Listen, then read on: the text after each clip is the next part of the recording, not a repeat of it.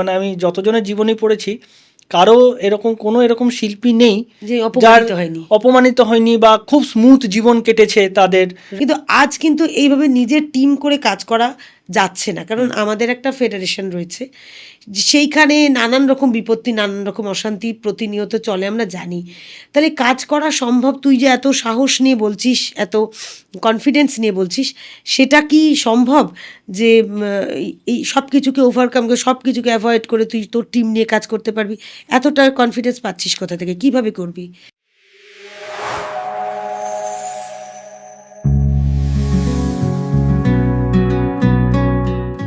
নমস্কার, আমি ইপ্সিতা। আনকাট আড্ডায় আপনাদের সকলকে স্বাগত জানাচ্ছি। এমন অনেক মানুষ আছেন যাদের স্বপ্ন অনেক বড়, কিন্তু সুযোগ ভীষণই অল্প। এমন মানুষও আছেন যাদের কোনো কাজ ভাইরাল হয়েছে, কিন্তু যেই ফোনের অপেক্ষায় তিনি রয়েছেন সেই ফোনটা আর আসছে না। এইরকম একজন সংগ্রামী চিত্র পরিচালক আজকে আমাদের আনকাট আড্ডায় রয়েছেন, যার সংগ্রাম আজও চলছে। কিন্তু সম্প্রতি পুলিশ কাকু নামক যে গানটি ইউটিউবে বিপুল জনপ্রিয়তা পেয়েছে এবং ওই একটি গানে চ্যানেলটি মনিটাইজ হয়ে গেছে, তারপরেও তার কাছে কিন্তু সেই ফোনটি আসেনি এখনও। কী ফোন, কী তার সংগ্রাম, সব কিছু নিয়েই আজকের আনকাট আড্ডায় আমরা থাকব আমাদের সংগ্রামী চিত্র পরিচালক অরিন্দম গোস্বামীর সাথে। অরিন্দম, নমস্কার। আমাদের আনকাট আড্ডায় তোমাকে পেয়ে আমরা ভীষণ আনন্দিত। আচ্ছা, তার আগেই বলে দিই, অরিন্দমকে কিন্তু আমি তুই তুই করে কথা বলি, কারণ অরিন্দম আমার একদম নিজের ছোট ভাই, নিজের সন্তানের মতোই বলতে গেলে। সুতরাং এই তুমি আপনি আগে দিয়ে ওর সাথে আমি কথা বলতে পারছি না। অরিন্দম কিন্তু গীতিকার, সুরকার, পরিচালক, অভিনেতা সবেতেই কিন্তু ভীষণ পারদর্শী। একটা মানুষের মধ্যে এতগুলো শিল্পী বেঁচে রয়েছে, তারপরেও তার কী সংগ্রাম, কতটা সংগ্রাম, এবং জীবনের সঙ্গে সে কীভাবে কথা বলে, সেই নিয়ে আজকে আমরা কথা বলবো অরিন্দমের সাথে। অরিন্দম, প্রথম ছবি করার স্বপ্নটা কখন দেখেছিলিস, কিভাবে সেটা হয়েছিল? হ্যাঁ, এটা খুব ইন্টারেস্টিং একটা প্রশ্ন। অ্যাকচুয়ালি আমি ইকোনমিক্স নিয়ে পাস আউট করেছি, তো ছবি বানাবো বা লেখালেখির সাথে যুক্ত হব এরকম মাইন্ড সেট আপ আগে থেকে ছিল না। কিন্তু ওই একটা বলে না যে আপনার হয়ে খুব ছোটোবেলাতেই আপনার মা বাবা মনে মনে সুপ্ত একটা কোনো বাসনা করে থাকে, আর হয়তো ঈশ্বর সেই বাসনাটা ফুলফিলের জন্যই আপনার জীবনটাকে সেই পথেই অগ্রসর করে আর কি। তো আমার সাথে ছোটোবেলায় যেটা ঘটেছিল, আমি প্রচণ্ডভাবে টিভির পোকা ছিলাম। মানে টিভি যেখানে চলছে আমার প্রোগ্রামটা ম্যাটার করতো না, টিভি চলছে মানে আমি বসে থাকবো। তো স্বাভাবিক, পড়াশোনা বাদ দিয়ে সবসময় টিভির সাথেই, টিভির মধ্যেই থাকতাম। বাবা আমাকে একটা কথা বারবার বলতো, কি সারাক্ষণ টিভি দেখছিস, টিভি বা পারলে বার একটা সিনেমা বানা, পারলে বার একটা সিনেমা বানা। তো এইটার বীজরোপণ মনে হয় ঠিক ওই সময়ে হয়ে গেছিলো। আর আরেকটা জিনিস, সেটা হচ্ছে আমাদের স্কুলে ওই ওয়ার্ক এডুকেশন হতো, SUPW। তো সারা জীবনে নানা রকম জিনিস বানিয়েছি, কিন্তু আজও যেটা আমার খুব মনের কাছে রয়ে গেছে সেটা হচ্ছে আপনার একটা টিভি বানিয়েছিলাম আমি, একটা এরকম ছোট বাক্স টিভি, তার মধ্যে অনেকগুলো ছোট ছোট মানে ঘোড়া, এই দিক থেকে এরকম করে একটা স্ক্রু লাগিয়েছিলাম, এই দিক থেকে লাগিয়েছিলাম, আর অনেকগুলো এরকম পরপর পরপর ঘোড়া দৌড়াচ্ছে এরকম ছবি এরকম এরকম করে লাগিয়ে ওইটাকে আঠার দিয়ে চিপকেছিলাম। তো আপনি যখন এই দিক থেকে ঘোরাতেন তখন মনে হতো ঘোড়াটা ডান দিক থেকে বাঁ দিকে দৌড়াচ্ছে, আর যখন এই দিকে ঘোরাতেন তখন মনে হতো বাঁ দিক থেকে ডান দিকে দৌড়াচ্ছে। মানে ঘোড়াগুলো কি ছবি? ঘোড়াগুলো ছবি পরপর। এক্স্যাক্টলি এখন যেটা আমরা ধরুন এই একটা সেকেন্ডে 24টা করে ফ্রেম যায়, তখন তো ফ্রেম রেট জানতাম না, কিন্তু মানে ঘোড়াটা ওইটাকে তখন কি বলতো, ওটা ওই অ্যানিমেশনের মতন অনেকটা, মানে একটু দৌড়ালো আবার একটু দৌড়ালো, এবার ওটা যখন স্পিডে দৌড়াতো তখন মনে হতো যে ঘোড়াটা দৌড়ে চলে যাচ্ছে। আচ্ছা, এটা দারুণ, অসাধারণ। হ্যাঁ, মানে এইটা রয়ে গেছিল মনের কাছে, তো সেখান থেকেই হয়তো টিভি, সিনেমা, লেখা। বাবাকে যখন দেখালি এই বাবাকে বা বাড়িতে সবাইকে, তখন তারা ভীষণ খুশি হলেন এটা দেখে? হ্যাঁ, অবশ্যই। মানে এমনিতে আমি হাতের যে কোনো কাজ করলে মা বাবা খুবই খুশি হন, মা বাবা। আচ্ছা, তাহলে বলতে গেলে বাবা মা বা বাড়ির লোক মানে এনকারেজ করেছে ছবির জগতে আসা বা ছবি? একদম একদম, মানে নির্দ্বিধায়, এটা আমি বলতে পারি।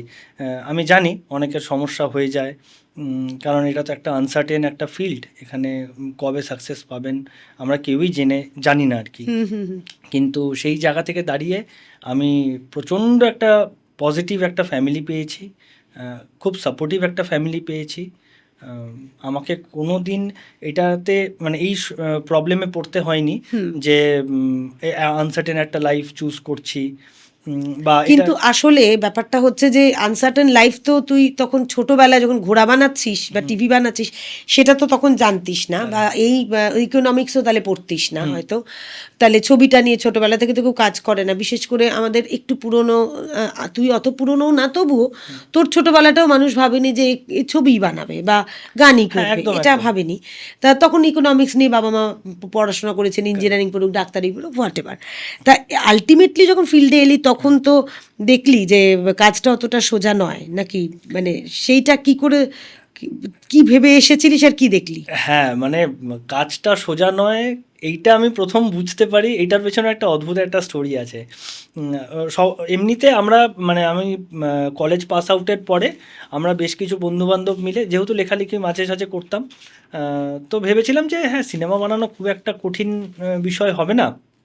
আহ, একটা স্ক্রিপ্ট করলাম বা একটা গান করলাম, বন্ধুবান্ধব নিয়ে শ্যুট করলাম, এরকম করেই যাচ্ছিল, তখন সবে সবে ইউটিউব উঠছে আর কি। আহ, কিন্তু এক্স্যাক্টলি ফিল্ম মেকিং ইজ এইটা আমি বুঝতে পারি উম, রাজেশ দাকে, রাজেশ স্যার আমি বলি, রাজেশ দাকে আমি একবার কল করেছিলাম। ওনাদের তখন সার্কাসের ঘোড়া হচ্ছিল, শ্যুট হচ্ছিল। তো রাজেশ দাকে আমি একবার ফোন করে বলি যে স্যার এরকম অভিনয়ের পাশাপাশি আমি একটু ফিল্ম মেকিং নিয়েও ইন্টারেস্টেড।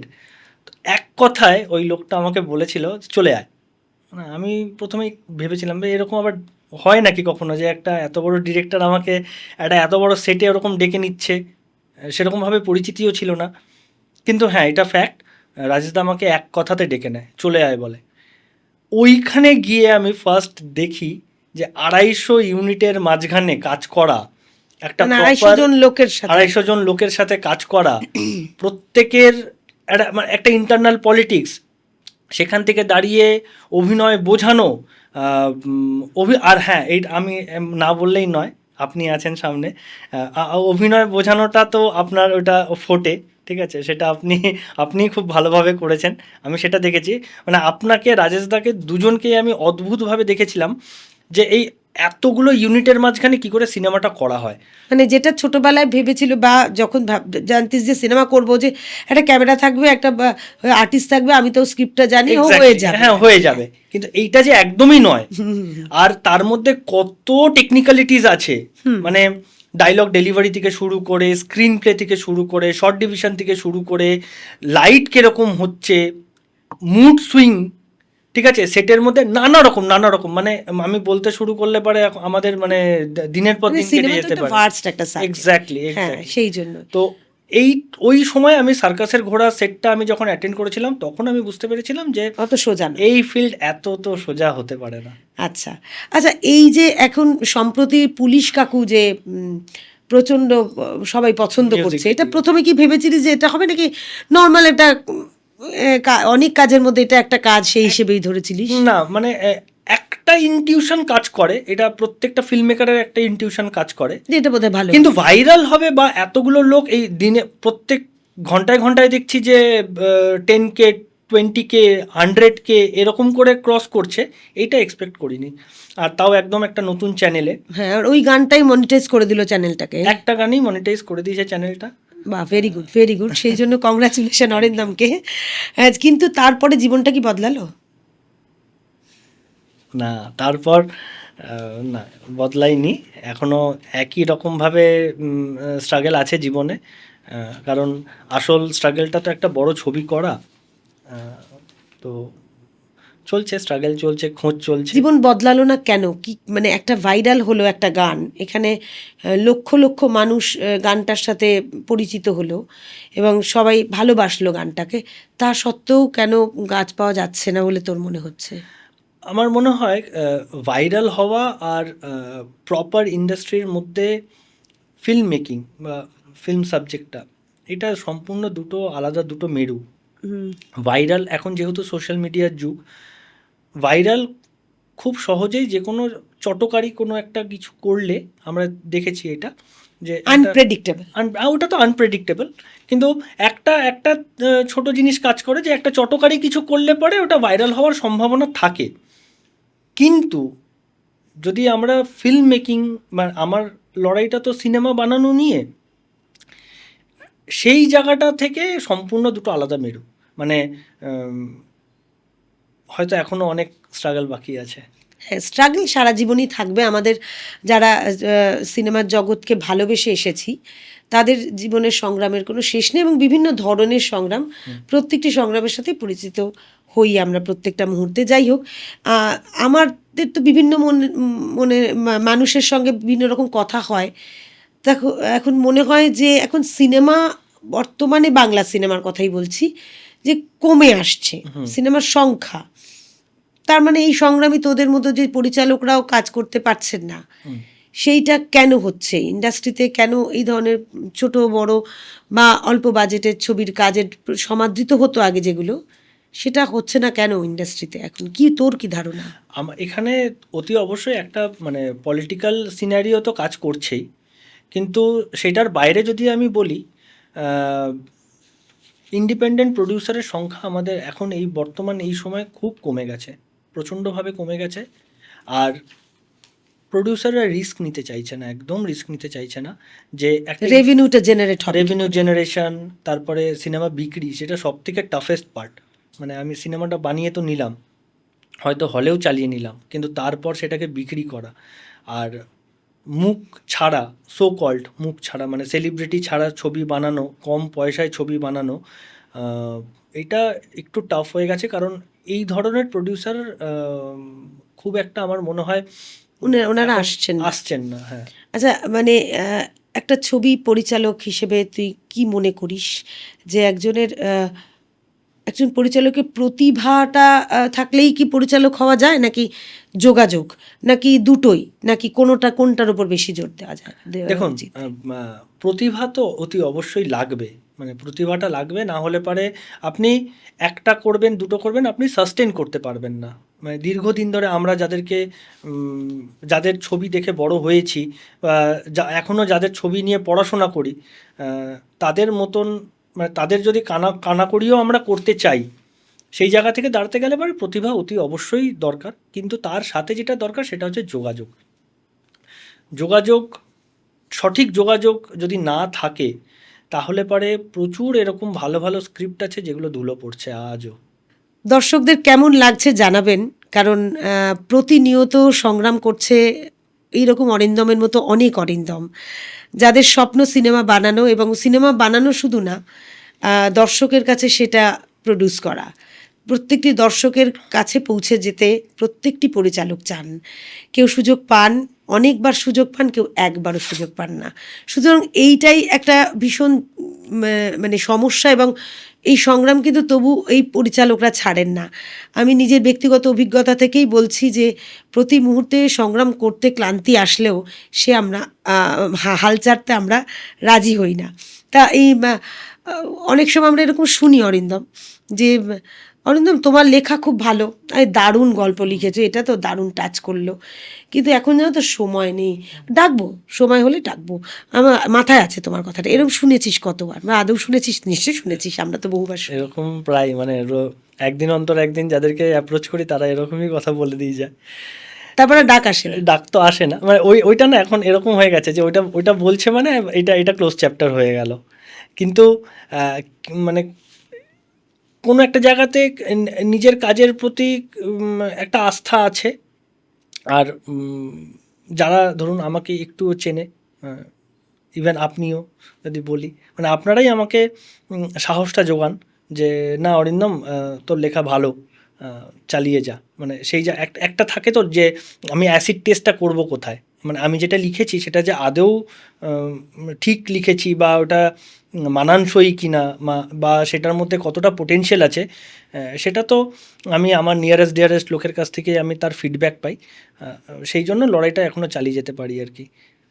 মানে মন ভেঙে গেছে এরকম মনে হয়েছে যে দূর, আর করব না, এটা ভুল জায়গায় এসেছি, আর অন্য কাজই করি? না, ভুল জায়গায় এসেছি মনে হয় না, মন ভেঙেছে। মন তখন কি করেছিস? প্রত্যেক দিন ভাঙে মন, ঠিক আছে।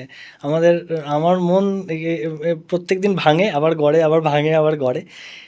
মজার বিষয় হলো মন ভাঙলে পারে যেটা হয় সেটা আমি একটা না গান পেয়ে যাই। যখন খুব কষ্ট হয় বা খুব দুঃখ হয় বা খুব মন খারাপ হয়, তখন আমি দেখেছি যে দিনের শেষে আমার কাছে একটা কোনো কন্টেন্ট এসে গেছে।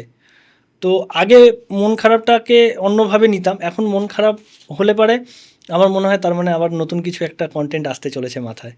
মানে সেই স্বপ্নটা নিয়ে আবার আবার হ্যাঁ, পথ হ্যাঁ, আবার চলা পরের শুরু দিন হয়। একদম। আচ্ছা, মানে এটা আমাদের যারা শিল্পী, শুধু সিনেমা নয়, যে কোনো শিল্পীর জীবনে এইটা একটা, যেহেতু অনিশ্চয়তার একটা জায়গা, সেহেতু পরিবার একটা বিরাট ফ্যাক্টর হয়।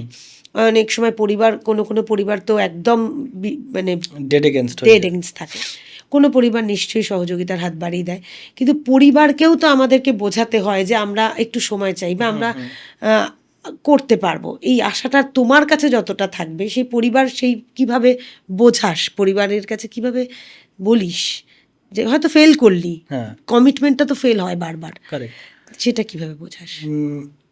সত্যি কথা বলতে আমাকে নিজের পরিবারকে খুব একটা বোঝাতে হয় না, আমাকে নিজেকে বোঝাতে হয়। কারণ আহ, বহু বছর ধরে স্ট্রাগল করতে করতে করতে করতে যখন আপনি আপনার পরিবারের কাছে প্রত্যেকবার কমিটমেন্ট ফেলিওরের জায়গায় পৌঁছে যাবেন, তখন তারা আপনাকে নিয়ে কতটা কষ্ট পাচ্ছে বা তারা আপনাকে কতটা অক্ষম ভাবছে, এইটা থেকেও বেশি যেটা ম্যাটার করে যায়, আমি তো ট্রুলি কাজটা করতে চাইছি। উম, অস্বস্তিটা আমার নিজের কাছে এসে দাঁড়ায়। কিন্তু হ্যাঁ, উম, যেটা হয় সেটা হচ্ছে যে উম, আবার পরিবারের কাছ থেকে একটা কোনো একটা সাপোর্ট পাই।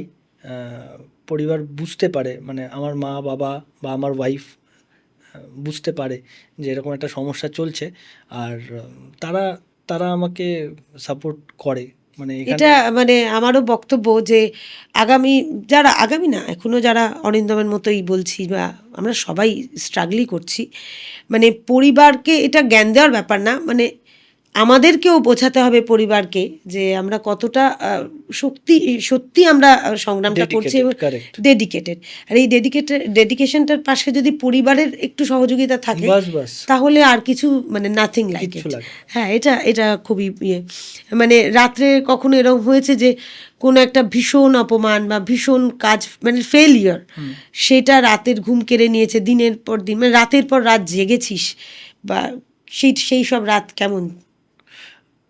কেটেছে, বিভীষিকার মতন কেটেছে। কারণ এরকম বহুবার হয়েছে, মানুষ ভুল বুঝেছে, অপমান করেছে, তাচ্ছিল্য করেছে, নোংরা নোংরা কথাবার্তা বলেছে, কিন্তু তার পেছনে যে কাজটা, মানে কারণটা ছিল সেটা হচ্ছে শুধুমাত্র কিন্তু কাজটা করব, মানে কাজটা ছাড়া আর এর বাইরে আর কোনো দিন কোনো কিছু ছিল না। তো কাজ করতে গিয়ে নিতে হয়েছে। এবার সেই জায়গা থেকে দাঁড়িয়ে একটাই জিনিস, যে মন খারাপ হয়, ঘুমও উড়ে যায়, কিন্তু বিশ্বাস একটাই থাকে যে আমি তো যেটাই হচ্ছে না কেন, আমি তো কাজটা করতে গিয়ে হয়েছে, আমি তো কাজের বাইরে অন্য কিছু করতে গিয়ে হয়নি আমার সাথে এই জিনিসগুলো। মানে রিপেন্ট করিসনি। রিপেন্ট কোনো দিন করিনি, আজও না। আমরা যারা শিল্পী তাদের অনেক রাত জাগতে হয়, কেউ জানে না, শুধু নিজেরাই জানি সেটা। কারণ ওই অপমান, তাচ্ছিল্য, ভুল বোঝা, এইগুলো, এই ভুল বোঝার বোঝাটা নিয়েই মানে কত রাত কাটিয়ে ফেলতে হয়, যে শুধু আমি কি চাইছি সেটা বোঝাতেও যাচ্ছে না বলে। হয়তো সবসময় বোঝানো যাচ্ছে না, শুধু তার দোষ না, আমার দোষটাই নয়, ব্যাপারটা হচ্ছে যে ওই দুটোর আলাদা না, শিল্পী একটা আলাদা সম্প্রদায় আর সাধারণ মানুষ আলাদা সম্প্রদায়, সম্প্রদায়। যে সুতরাং তারা বুঝবে না শিল্পীর মর্ম, এটাই এটাই হয় আর কি। তা আমি মানে এত অপমান বা তাচ্ছিল্য এত পরেও যে টিকে থাকার যে ইচ্ছাটা, না আমি থাকবো, আবারও কাজ করব, স্বপ্ন দেখব, এবং কখনো সফল হবে স্বপ্নটা, সেইটার এত জোর কিসের, মানে কি করে থাকছে, মানে সেটা অন্য কোথাও চলে যাব না তো কেন? সব থেকে প্রথম যে কথাটা সেটা হচ্ছে এইটা ছাড়া আমি আর অন্য কিছু জানি না করতে। আমি সিনেমাটাই বুঝি, গানটাই লিখতে পারি, উম, ভালো ভালো গল্প চিন্তা করতে পারি, এর বাইরে আর আমি কিচ্ছু পারি না করতে। তো সেখান থেকে তো আমার হাত পা বাঁধা, এটার বাইরে আমি যেতে পারবো না। আরেকটা জায়গা যেটা, সেটা হচ্ছে আমি যতটুকুনি ছোট ছোট যতটুকুনি যে কাজগুলো করেছি, আমি প্রত্যেকটা কাজ থেকে আমি ফিডব্যাক পেয়েছি। ভালো খারাপ যাই হোক। এক্স্যাক্টলি, মানে ম্যাক্সিমামটা পজিটিভই। আচ্ছা। মানে যেরকম ধরুন, আমি প্রথম যখন মিউজিক ভিডিও করলাম, আমি বেশ কিছু অ্যাওয়ার্ড পেয়েছি। দ্বিতীয় মিউজিক ভিডিও যখন করলাম, সেটা জিয়ের মতন একটা চ্যানেলে চলে গেল। আমি শর্ট ফিল্ম করলাম যখন, তখন দেখলাম ক্লিক নিয়ে নিল। ঠিক আছে, তো আমার ওই জায়গাগুলো কিন্তু ছোট ছোট, বিশাল বড় কিছু না, কিন্তু একটা করে স্টেপ আমি কিন্তু ওটা পেয়েছি, মানে ইন রিটার্ন আমি কিছু একটা পেয়েছি। তো সে ওই ওই একটা ভেতরে আছে যে পাচ্ছি তো, জিরো তো নেই হাতে। আচ্ছা, মানে রাগ হয় কম নাকি? রাগ কম হয়েছে না রাগ হয়েছে না কখন? না, আগে তো প্রচণ্ড হতো, ইরিটেশন হতো, রাগ হতো, চিৎকার চেঁচামেচি বয়সের সাথে সাথে কমে গেল। হ্যাঁ, তারপরে দেখলাম যে এইটা তো এই মানে শিল্প সত্তার সাথে এইটা আসে, এইটাকে নিয়ে চলতে হয়, মেনে নিতে হলো। এটাকে, হ্যাঁ, মানে এইটা থাকবেই, এইটা মানে সবার জীবনে, মানে আমি যতজনের জীবনে পড়েছি, কারো এরকম কোনো এরকম শিল্পী নেই যে যার অপমানিত হয়নি। অপমানিত হয়নি বা খুব স্মুথ জীবন কেটেছে তাদের, Right. বা তাদের লাভ লাইফ হোক বা ফ্যামিলি লাইফ হোক, যে খুব দারুণ, অথচ সে শিল্পী। আমি এখন অবধি এরকম কোনো শিল্পীকে চিনি না। তো যখন তাদের হয়নি, আমি তো সেটা ঠিক আছে, গুড হোপ আর কি। ঠিক আছে, আমি বলছি যে এই যে মোটামুটি তুই খুব ট্যালেন্টেড আসলে, সিনেমা পরিচালনা, উম, অভিনয় তো আমরা জানি অরিন্দম খুব ভালো অভিনয় করে, অভিনেতা, সুরকার, গীতিকার। এই যদি আমি বলি যে চারটে সত্তার মধ্যে কোন সত্তাটাকে সবচেয়ে বেশি আপন করেছিস মনে হয়? সেইটা বলতে গেলে পরে দেখুন, সবটাই তো নিজের সন্তানের মতন, আপনি খুব ভালো করে জানেন। কিন্তু তাও একটা জায়গা আছে যেটা আমার মনের খুব কাছের, যেটা শুধু আমার জন্য, সেটা হচ্ছে আমার গান রচনা করতে খুব ভালো লাগে। তো গীতিকারটা ওটা আমার খুব, মানে প্রিয়। হ্যাঁ প্রিয়, মানে ওটা আমার আর কি। আচ্ছা, হ্যাঁ, আমি একটা কথাই তোকে জিজ্ঞেস করি, যদি ক্যামেরার ওই পারে বসে কোনো প্রডিউসার শোনেন, তোকে দেখেন আজকে, তাহলে তার জন্য কি বলবি, তাকে কি বলবি? তাকে আমি একটাই কথা বলবো, 15 ইয়ার্স হয়ে গেল আমি মারাত্মকভাবে ফিল্ম মেকিং নিয়ে আছি। আর ফিল্ম মেকিং মানে আমার এডুকেশনটা কিন্তু কোনো ইনস্টিটিউশনের থেকে নয়। 15টা বছর লক্ষ লক্ষ লোক দেখে, মাঠে ঘাটে যেভাবে লড়াই করতে হয় সেভাবে লড়াই করে সিনেমাটা বানানোর প্রচেষ্টা করছি। কাজে ওটা টপ টু বটম আমি বলবো না, কিন্তু হ্যাঁ, এটা ফ্যাক্ট, সিনেমাটা আমি জানি কী করে বানাতে হয়, খুব কম টাকায় কী করে বানাতে হয়। আমাদের একটা অসাধারণ ইউনিট আছে, যে ইউনিটটা মানে একদম টকবক করছে, মানে রক্ত তাদের টকবক করছে। তারা অদ্ভুতভাবে জানে যে সিনেমাটাকে কী করে এক্সিকিউট করতে হয়। তো আমি যদি ওপারে কোনো প্রডিউসার আছে, তাকে একটাই বলবো যে একবার ট্রাস্ট করুন। আপনি দেখতে পাবেন, মানে আপনি অনগোয়িং প্রসেসেই দেখতে পাবেন যে জিনিসটা কি তৈরি হচ্ছে। কারণ আমাদের প্রচুর খিদা এই মুহূর্তে, আমাদের সত্যি খিদে আছে, সাকসেসের খিদে আছে। অরিন্দমের এই আবেগটা আমি সত্যিই ধরতে পারছি। অরিন্দমের আমার খুব কাছের বলে সেটা নয়, আমি এই ধরনের পরিচালকদের সংগ্রাম করতে প্রত্যেক দিন দেখি, আমিও তার মধ্যে একজন অবশ্যই। আমি ওদের থেকে বয়সে একটু বড়, কিন্তু ব্যাপারটা হচ্ছে যে এই যে বলে একটা টিম আছে, এই টিম ব্যাপারটা মানে হচ্ছে যে ফিল্ম তৈরির জন্য টিম, মানে কেউ ক্যামেরা করে, কেউ প্রোডাকশন কন্ট্রোল করে, কেউ একদম আর্ট একদম ডিপার্টমেন্ট। তো এই তোর নিজের টিম, এটা বিদেশেও আছে। এবং আমরা জানি যে যখন পথের পাঁচালী শ্যুট, এই গল্প সবাই জানেন, নতুন করে আমরা বলবো না, পথের পাঁচালী শ্যুট হয়েছিল সপ্তাহে একদিন করে, ছুটির দিন দেখে এই করে, যে নিজের বন্ধু বান্ধবরা মিলে এই যে টিম তৈরি করে যে একটা কাজ, আজ সেই পথের পাঁচালী কোথায় আর বলতে হবে না কাউকে। তো এইভাবেও কাজ হয় এবং ভালো কাজ হয়, এবং আমরা বিশ্বাস করি সেটা Correct. বাংলাতেই হয়, হয়েওছে। এবং সত্যজিৎ রায় সেই পথ দেখিয়ে গেছেন। কিন্তু আজ কিন্তু এইভাবে নিজের টিম করে কাজ করা যাচ্ছে না, কারণ আমাদের একটা ফেডারেশন রয়েছে, সেইখানে নানান রকম বিপত্তি, নানান রকম অশান্তি প্রতিনিয়ত চলে, আমরা জানি। তাহলে কাজ করা সম্ভব? তুই যে এত সাহস নিয়ে বলছিস, এত কনফিডেন্স নিয়ে বলছিস, সেটা কি সম্ভব যে এই সব কিছুকে ওভারকাম করে, সব কিছুকে অ্যাভয়েড করে তুই তোর টিম নিয়ে কাজ করতে পারবি? এতটা কনফিডেন্স পাচ্ছিস কোথা থেকে, কিভাবে করবি? এবার দেখুন, সত্যি কথা বলতে আমি আমি যে জিনিসটা বুঝতে পারি না সেটা হচ্ছে যে কোনো শিল্পসত্তা, কোনো শিল্পীকে তার শিল্প করতে কেউ কি করে আটকাতে পারে। মানে আজকে আমি যদি একটা পেইন্টার হই, আমার কাছে তুলি আছে, আমার কাছে রং আছে, আমি যে কোনো একটা জায়গায় আঁকতে পারি। আমাকে কেউ কোনো একটা গোষ্ঠী কি করে ঠিক করে দিতে পারে যে তুমি এখানেই আঁকবে, ওখানে আঁকবে না। এটা এটা আমার মনে হয় যে প্রত্যেকটা শিল্পীর অপমান, প্রত্যেকটা শিল্পীর অপমান যদি তাকে এইটা গণ্ডি বেঁধে দেওয়া হয় যে তুমি এখানে করতে পারো, এদেরকে নিয়ে করতে পারো, ওদেরকে নিয়ে করতে পারো না, প্রথম। দ্বিতীয় কথা হচ্ছে যে আমি এখন অবধি ফেডারেশনের কেউ নই, কিন্তু আমার ফেডারেশনের সাথে কোনো অসুবিধা নেই, কারণ আমি ফেডারেশনের সাথে কাজ করতেই পারি, আমার তাতে কোনো অসুবিধা নেই। কিন্তু আমি ফেডারেশনকে নিয়ে যে কাজটা করব, আপনিও জানেন, তারা আমাকে যে ছকটা বেঁধে দেবে, সেই ছকটায় যদি কোনো প্রডিউসার আসে, আমি কোনো দিন সেই প্রডিউসারের টাকা ফেরত দিতে পারবো আর না। সেই কারণেই তো সিঙ্গেল প্রডিউসার আসছেন না। এক্স্যাক্টলি। এবার আমি বুঝতে পারছি যে একটা সিনেমা, আমার সিনেমাটা বানাতে এখানে 10 লাখ টাকাই খরচা হবে বা 12 লাখ টাকাই খরচা হবে, এর আর একটা টাকা বেশি খরচা হবে না।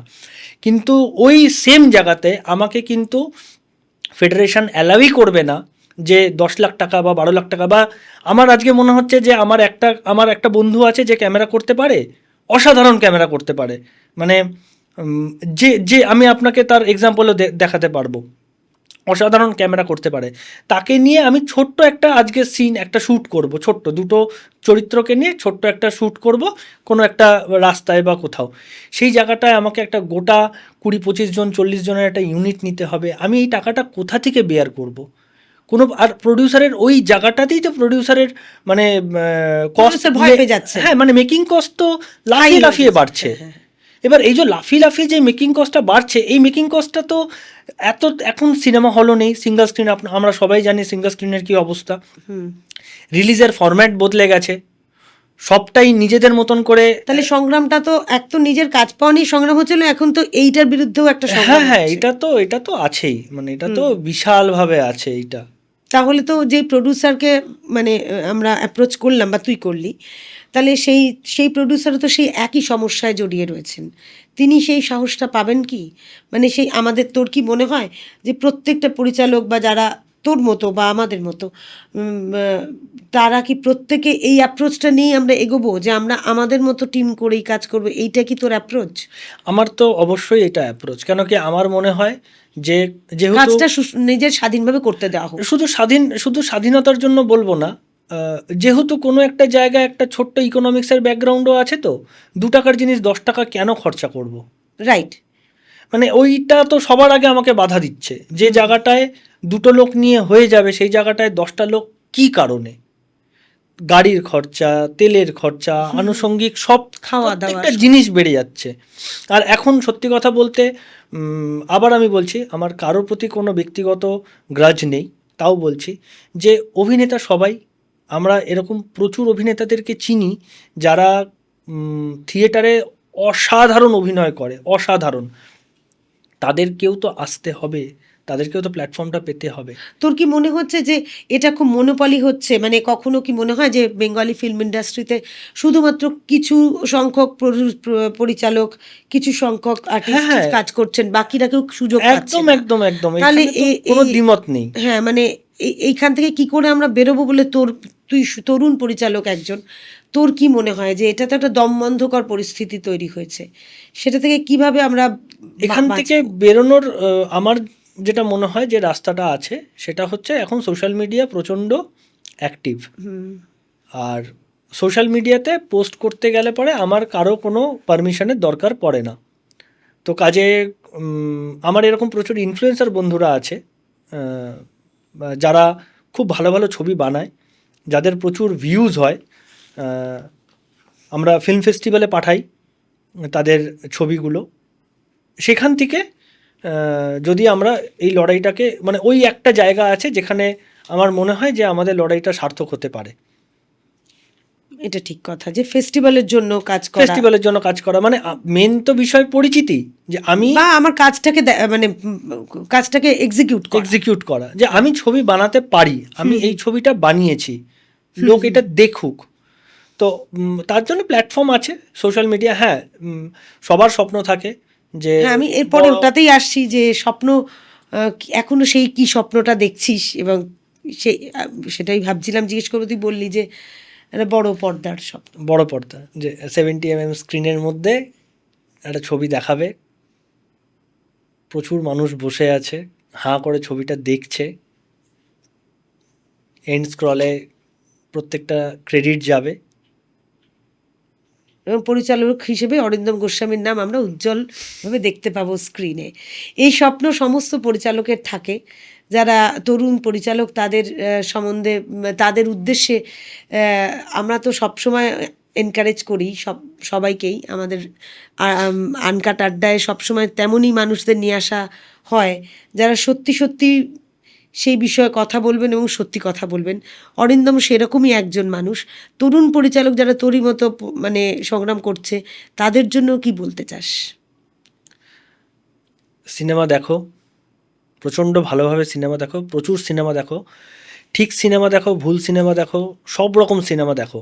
এক, দ্বিতীয় হচ্ছে তুমি যে স্ক্রিপ্টটাকে নিয়ে বা তুমি যে গল্পটাকে নিয়ে এগোতে চাইছো, তার স্টার্ট টু এন্ড, যেটা আমরা বাইবেল বলি, স্ক্রিপ্ট মানে উইথ এভরিথিং, মানে short division, production design, screen play, acting, এই টোটাল বিষয়টা যাতে তোমার মাথার মধ্যে থাকে, এবং বাস ওটাকে বগল দাবা করে লড়াই করে যেতে হবে। এত লড়াইয়ের পর নিজেকে কি শক্ত করেছিস, নাকি ক্লান্তি আসে মাঝে মাঝে, ক্লান্ত হয়ে গেছিস? না, ক্লান্ত এখনো অবধি ক্লান্ত হয়নি। হ্যাঁ, বয়স হয়েছে হয়তো ক্লান্ত হওয়ার, ক্লান্ত হয়নি। বয়স হয়নি, বয়স হয়নি। আর পরিচালকদের বয়স হয় না। বুদ্ধদেব দাশগুপ্ত ডায়ালিসিস চলছিল তখনও মারাত্মক মারাত্মক। উনি কাজ করেছেন, আমরা জানি। আমাদের বিখ্যাত তরুণ মজুমদার, উনি কাজ করেছেন অনেক, মানে আমরা বৃদ্ধ বলতে পারি না, তরুণ, সারা জীবন তরুণই ছিলেন, তার মানে তিনি প্রমাণ করে দিয়ে গেছেন। সুতরাং পরিচালকদের এবং শিল্পীর কোনো বয়স হতে পারে না। হ্যাঁ, ঠিকই যে নিজের কনফিডেন্সটা আগে দরকার, যে একটা আমার কাছে ছবি তৈরি করার জন্য আমার কাছে সব রয়েছে, স্ক্রিপ্ট রয়েছে, আমার ধারণা রয়েছে, আমি জানি কিভাবে কি করতে হবে, তারপরে বগল দাবা করে কি করতে হবে, বেরিয়ে পড়তে হবে। ঠিক আছে। না, আমি এবার একটা কথা বলছি যে অনেক দিন হলো কাজ করছিস, ছোট বড় কাজ করেই চলেছিস, কাজ থামেনি। এটাই সবচেয়ে, আমার তো মনে হয় যে তরুণদের কাছে এটাও বলা, কাজ করে যাও, মানে কাজ করে যেতে কখনো থকে যেও না, বন্ধ করে দিও না, ভেঙে পড়ো না, হাল ছেড়ো না। তা এইটা, এই এতটা উন্মাদনা বা এতটা উৎসাহ তো কোথাও কোথাও কারোর না কারোর অনুপ্রেরণা থাকে, ইন্সপিরেশন থাকে। তোকে কি কেউ ইন্সপায়ার করেছে মানে কাজ করতে বা এরকম? প্রত্যেক দিন করে, আচ্ছা। নানা রকম লোকজনের সাথে ইন্টারাকশন হয়, হুম। ছোটবেলা থেকে ইন্সপায়ার্ড হচ্ছি। কার কার কথা মনে পড়ছে? এবার আমার ইন্সপিরেশনগুলো একটুখানি অন্যরকম ইন্সপিরেশন। আচ্ছা। কিরকম? সেটা হচ্ছে, একটা ইন্সপিরেশন হয় যে ইয়েস, তোর দ্বারা হবে, তুই করবি, হুম। তুই করতে পারবি। আমারটা উল্টো ইন্সপিরেশন। আমি ছোটবেলা থেকে যখনই যেটা করতে গেছি, আমি নাম নেব না কারো, কিন্তু আমাকে পদক্ষেপে পদক্ষেপে বারণ বাধা দেওয়া হয়েছে। মা বাবা নয়, অন্য কেউ, আমাদের জয়েন্ট ফ্যামিলি, বাধা দেওয়া হয়েছে। কেন কি, তখনকার দিনে সবাই পড়াশোনাটাকেই ম্যাটার করাতো, এক্সট্রা ক্যারিকুলার অ্যাক্টিভিটিসকে খুব একটা ম্যাটার করাতো না। মা বাবার সাপোর্ট ছিল বলে কখনো আমি ভেঙে পড়িনি, কিন্তু হ্যাঁ, মানসিকভাবে বহুবার ভাঙা হয়েছে, বহুবার না, ভাঙা হয়েছে। ইন্সপিরেশনটা তাহলে কি হলো? কেউ বারণ করলো, এই জেদ চেপে গেল? না, এই যে ভেঙেছে, ভাঙার পরেও সেই লোকটার সাথে আমার প্রতিদিন ইন্টারাকশন, ভাঙার পরেও সেই লোকটার প্রতি আমার কোনো বিতৃষ্ণা জন্মায়নি। হুম। কষ্ট হয়েছে, কিন্তু সেই লোকটার প্রতি কখনো বিতৃষ্ণা জন্মায়নি। হুম। এই যে কি হয়, ধরুন আমি কিভাবে একটাকে প্রপার এক্সাম্পল দিচ্ছি। ধরুন একটা জায়গায় আপনার কেটে গেল, কেটে যাওয়ার পর দেখবেন ওই জায়গাটা আর নরম থাকে না, শক্ত হার্ড হয়ে যায়। ওই যে হার্ডনেসটা, ওইটা আমাকে ইন্সপায়ার করেছে, যে এই যে এতবার ভাঙা হয়েছে মানসিকভাবে, যে এখন আর ভাঙার কোনো জায়গাই না, নেই। মানে কোনো মানুষের কথা মনে হয় যে আমাকে বাড়ির লোক বা বাইরের লোক হতে পারে, যে ওকে দেখে আমার মনে হচ্ছে আমি ওর মতো হব, মানে উনি যদি পারেন আমি কেন পারবো না, আচ্ছা উনি এভাবে করলেন আমিও তাহলে এভাবে করে দেখি, তো এরকম কখনো মনে প্রচুর হয়েছে? লোক আছে, প্রচুর। মানে আমি ইন্সপায়ার্ড হয়েছি, আমার ঠাকুমার কথা বলি। আমার ঠাকুমা প্যারালাইসিস হয়ে গেছিল। আমি ঠাকুমাকে দেখেছি যে 1-1.5 মাসের মাথায় সে প্যারালাইসিস, মানে বেড রিডেন হয়ে গেছিল, সেখান থেকে সে উঠে দাঁড়িয়েছে নিজের মনের জোরে। নিজের মনের জোরে, অ্যাট দ্য এজ অফ 82-83। আচ্ছা। যে সময় মানুষ প্যারালাইসিসের পর, মানে ব্রেন স্ট্রোকের পর মানুষ হয়তো মারা যায়, হুম। সে সেখান থেকে উঠে দাঁড়িয়েছে। সে দীর্ঘ তারপরে আরও 6 বছর বেঁচে ছিল। আহা হা। আমি দাদুকে দেখেছি, আমার দাদু 96 অবধি বেঁচে ছিল এজ। আমি দাদুকে, আমার দাদু যেদিনকে মারা যাবে তার আগের দিন অবধি ঝাঁটা বানিয়েছে, ওই নারকেল গাছ, নারকেলের যে পাতা হয়, নারকেলের পাতা দিয়ে। আমি আমার শাশুড়িকে দেখেছি, আমার শাশুড়ি মানে কোনো দিন লোকটাকে বসতে দেখিনি, সারাক্ষণ চরকির মতন ঘুরেছে। আমি আমার শ্বশুরকে দেখেছি। আমার মা বাবা তো আছেই, মানে মা বাবার তো মানে আমি গুণে শেষ করতে পারবো না, মা বাবা যেভাবে মানে ইন্সপায়ার এরা করেছে, পরিবারের এনারা সবাই ইন্সপিরেশন দিলেন। এনারা সবাই ইন্সপিরেশন দিয়েছে। এবার যদি আমি ফিল্ডের কথা বলি, সব থেকে বেশি ইন্সপায়ার্ড হয়েছি আমি রাজেশদাকে দেখে। রাজদাকে দেখে। রাজেশদার মতন বয়সে একটা লোক যে ক্লাস 11-এর মতন, আমি প্রায় বলে থাকি যে আমি একটা ক্লাস 11-এর ছেলেকে দেখতে পাই রাজেশদার মধ্যে। ছেলে মানুষই আর কি। একদম যেভাবে দৌড়ায়, মানে সুগার হাই, মানে কোনো কিছুতে না নেই। ঠিক আছে, প্রেশার হাই, তারপরেও লোকটা যেভাবে একটা ছোট যদি কোনো কোথাও একটা ক্লু পায় যে এখানে ছবি হতে পারে, নিজের সর্বস্ব দিয়ে ওখানে যায়। আচ্ছা যাই হোক, মানে ফিল্ডেও এরকম বহু মানুষকে তুই দেখেছিস। আচ্ছা আর একটা প্রশ্ন ভীষণই ভাইটাল, মানে ভীষণ ইম্পর্টেন্ট আর কি, এবং আমরা প্রত্যেকে কিন্তু বাঁচি টাকা পয়সায়, মানে রোজগার করতেই হয়, মানে সমস্ত কিছু স্বপ্ন সব কিছু থাকুক, কিন্তু কোথাও গিয়ে ওই একটা পেটের তাগিদ থাকে। তা এইটা তো আমাদের ফিল্ডে, মানে বিশেষ করে তুই যে ফিল্ডে কাজ করছিস, গান লেখ বা ছবি তৈরি কর, প্রত্যেক দিন তো নয়, যেহেতু তুই টিভি সিরিয়াল করছিস না, সেহেতু প্রত্যেক দিনের মাস মাইনে পাওয়া এরকম তো মানে রোজগার আসছে না। না। কখনো একটা হিউজ এলো, কখনো কোনো কোনো মাসে কোনো রোজগার নেই, এরকমও হয়, বলতে কোনো দ্বিধা নেই, না, না, কোনো কারণ দ্বিধা নেই। এটাই সিস্টেম, এটাই আজীবন ধরে অনেক সবারই হচ্ছে। একদম। না, এটা লজ্জারও বিষয় হয় না শিল্পীদের না, কাছে। আর নেই, হ্যাঁ। কিন্তু ওই শিল্পীর বাইরে যে সম্প্রদায় আছেন তাদের মানে এ বাবা রোজগার হচ্ছে রোজগার না। করে না, এটা হয়। কিন্তু তাহলে সেক্ষেত্রে তখন তুই কিভাবে নিজেকে সামলাস, বা নিজেকে তখন কিভাবে রেডি করিস, বা পরিবারের কাছে কিভাবে তখন জবাবদিহি করতে হয় কি? হ্যাঁ, জবাবদিহি পরিবারের কাছে আগে করতে হতো কিছুটা, এখন খুব একটা করতে হয় না, কারণ তারাও অ্যাডজাস্ট করে নিয়েছে আমার এই মানে টাকা থাকা টাকা না থাকা এই বিষয়টার সাথে। নিজেকে একটা বলতে, নিজের সাথে নিজের একটা মানে অন্তর্দ্বন্দ্ব চলতে থাকে। সেটা হচ্ছে যে এই যে ক্রিয়েটিভ এক্সপ্লয়টেশন, এইটা যদি কোনো জায়গা থেকে, দেখুন আমাদেরকে কেউ মাথার দিব্যি দেয়নি সিনেমা বানানোর জন্য, হ্যাঁ একদমই। আমাদেরকে কেউ মাথার দিব্যি দেয়নি আঁকার জন্য, গান বানানোর জন্য। কাউকে ব্যাংকের ম্যানেজার হওয়ার জন্য কাউকে মাথা দিতে দেওয়া হয় না। এইটাই হচ্ছে বিষয়, যে এইটা বাকি সম্প্রদায়ের লোকরা এটা বোঝে না, যে এই যে ব্যাংকের ম্যানেজার কেন, একটা যদি ঘাসও কাটে কেউ এসে, তার জন্য একটা পারিশ্রমিক আমরা ঠিক করে রেখেছি। আমি ঘাস কাটাকে ছোট করছি না, আমি বলছি যে মানে ব্যাংকের ম্যানেজার তো অনেক পড়াশোনা করে করতে হয়, এটা কায়িক পরিশ্রমের কথা বলছি, মানে মোটেগিরি করা বা ইট বওয়া বা এই যে বিষয়গুলো, এইটার জন্য আমরা জানি যে একটা মিনিমাম নির্ধারিত ওয়েজ থাকে, একটা পারিশ্রমিক থাকে। আর্টিস্টের কোনো ওয়েজ নেই, এটা কেউ ভাবেও না। যখনই কারোকে অ্যাপ্রোচ করতে যাই বা যদি কেউ করে, তখন তাদের এটা মনে হয় যে ও তো ওখান থেকে নাম খ্যাতি পাচ্ছে, কিন্তু আমারও সংসার আছে, নাম খ্যাতি দিয়ে তো পেটটা চলবে না। হ্যাঁ, মানে আমাকে তো পেটে ভাত দিতে হবে, তাহলে পারে তো আমি পরের দিন আর একটা ভালো কিছু লিখতে পারবো।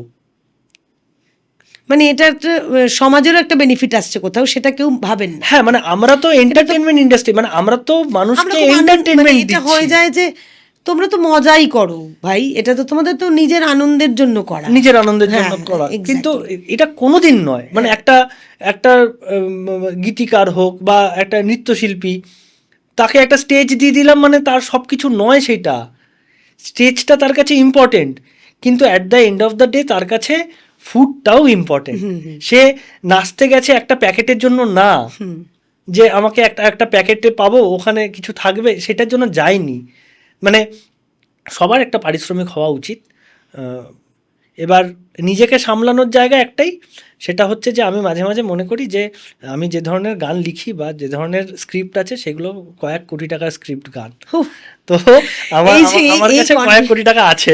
দারুণ, মানে এই কনফিডেন্সটা আমি, মানে যদিও আমি ওর খুব কাছের, সেই জন্য আমি বলছি এই কনফিডেন্সটাই কিন্তু একটা শিল্পীকে অনেক দূর এগিয়ে নিয়ে যেতে পারে। যে আমি কোটি টাকার জিনিস নিয়ে বসে আছি, তোমরা লস করছো, সামনে যারা নিচ্ছ না আমাকে, এইটা হয়তো ঔদ্ধত্য শোনাবে, কিন্তু কখনো কখনো শিল্পীর এই অহংকারটা থাকা দরকার।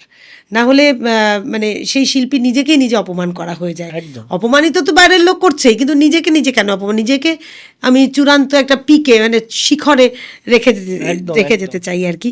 তা আমি বলছি যে এই সিনেমা করার তো স্বপ্নই, তাছাড়াও আর বাকি কী স্বপ্ন আছে যে ভবিষ্যতে এটা দেখতে পাচ্ছিস?